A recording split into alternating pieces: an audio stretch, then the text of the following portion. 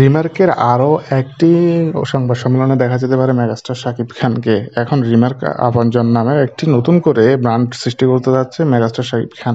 সেটার হয়তো আবার একটি সংবাদ সম্মেলন হতে পারে। মেগাস্টার শাকিব খান বর্তমানে বেশ বড় করে নিজের কোম্পানির নাম করতে চাচ্ছে। বাংলাদেশের রিমার্ক হোল্ডিংয়ের কিন্তু বড় একজন পরিচালক মেগাস্টার শাকিব খান। এটার সাথে তার সাথে জড়িত রয়েছে আরও অনেকেই। মোটামুটি বাংলাদেশের ছোটোখাটো যত সেলিব্রিটি রয়েছে সবাই এই কোম্পানির সঙ্গে যুক্ত হয়েছে।